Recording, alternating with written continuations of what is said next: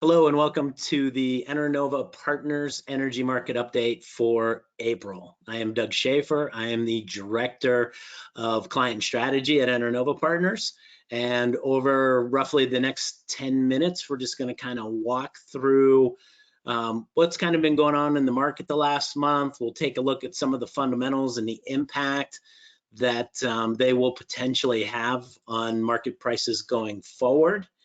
And then we'll just wrap it up at the end. So let's kind of kick this off. If you can see, the month over month change, from the webinar last month, you can see we've had somewhat, depending on the market, a pretty significant increase in prices over the last 30 days. This has mainly been driven by ongoing news of, natural gas production cuts, a lot of stories around data centers and Bitcoin mining facilities, as well as, the implementation of artificial intelligence. It's essentially hard to turn on the TV and not see some kind of story on AI and the impact that it's going to cause or new innovations that it is creating. We're also seeing, forecasted demand is supposed to grow by 5% over 2023 levels by 2028. And you might look at this, you might think, well, 5% is not a big deal, but essentially for the last 20 to 25 years, power demand has been flat. Any increases that we saw in the years prior, have been pretty much offset by energy efficiency programs and projects.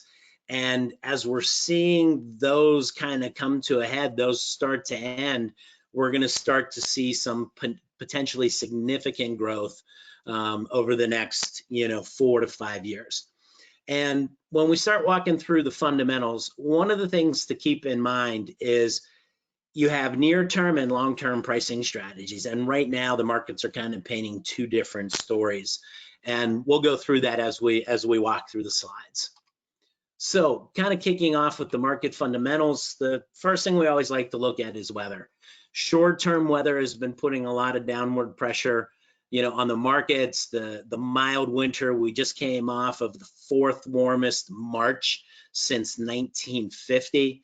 And the above normal temperatures that we're seeing across the country right now have just continued to kind of keep that story of, low demand. We're not seeing heating demand. We're not seeing cooling demand.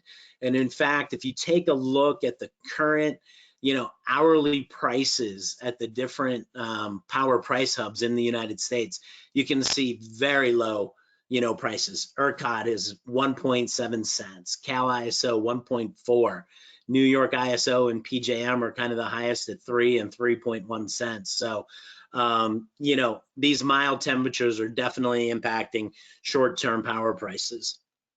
Now, as we start to shift the weather outlook to start to kind of get an indication of where we think summer's going to come in at, we're starting to see somewhat of a different story. Above normal temperatures are going to increase demand. That increased demand is going to draw more gas into the power burn side for generation.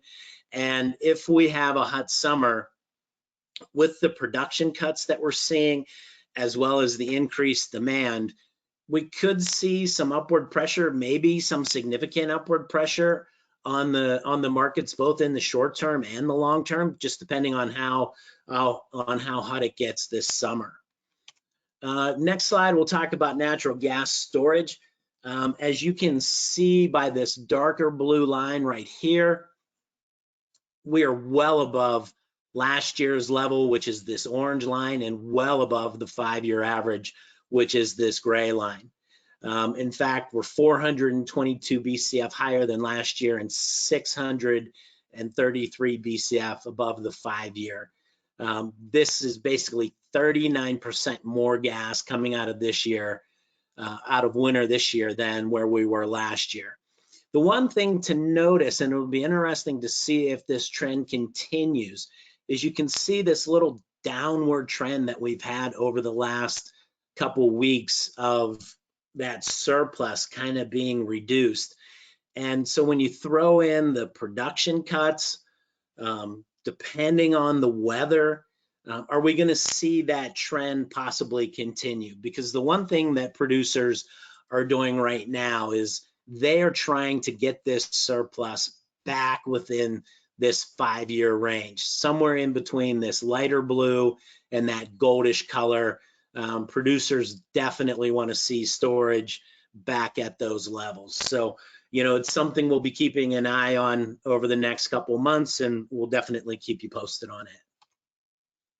This is where I was talking about the natural gas production. Basically, in mid-February, a lot of producers came out and made announcements that they were going to reduce production, that they couldn't support their businesses at the current level.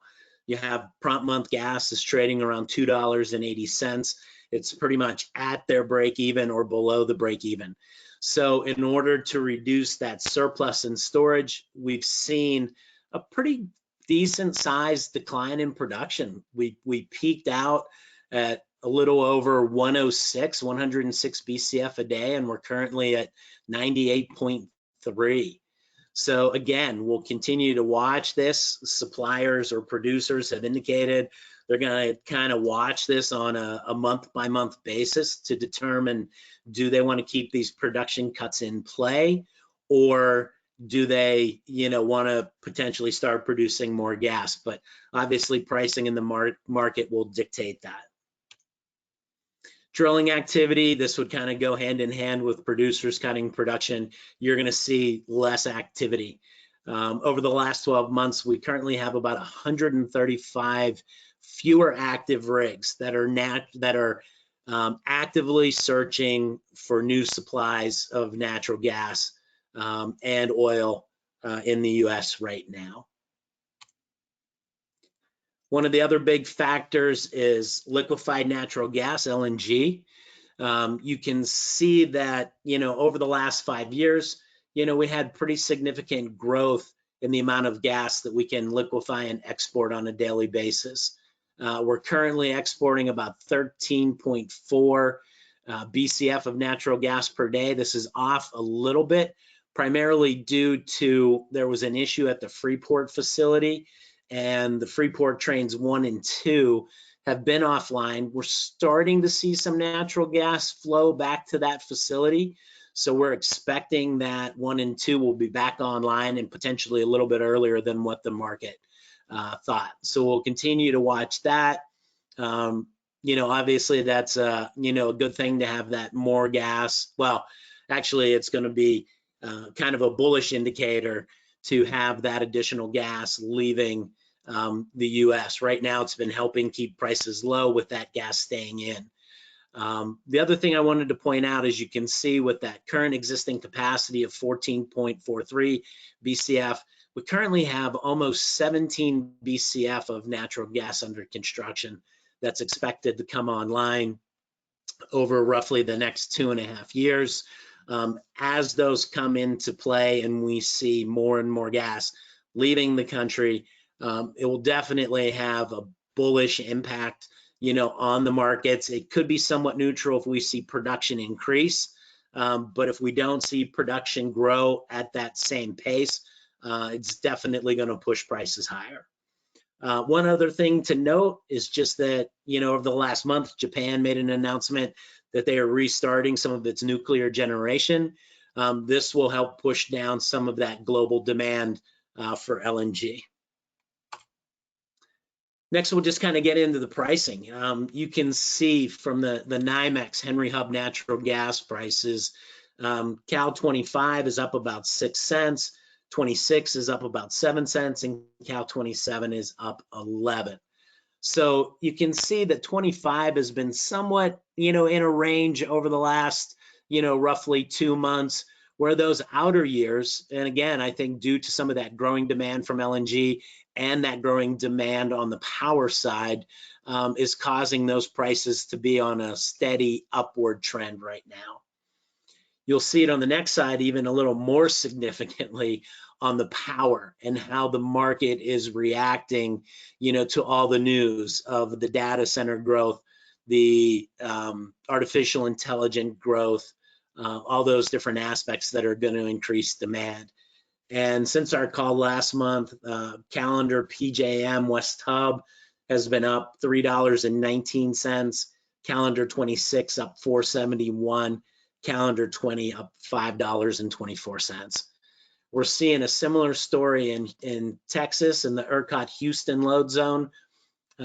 We've seen a price not as significant as PJM, but still, the market has moved up. $1.72 for Cal 25, $1.35 for calendar 26, and $1.39 for 2027.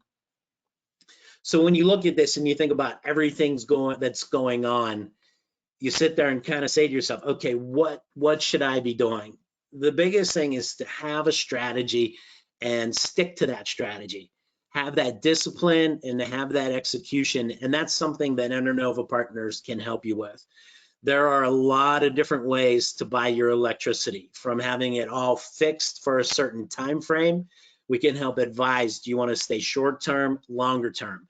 You can have layered purchasing strategies where maybe you go out and you might buy 100% of your power for 2025, maybe 50% of it for 2026, and then 50% for 2027. And then we continue to watch the market and we look for opportunities to layer in additional purchases.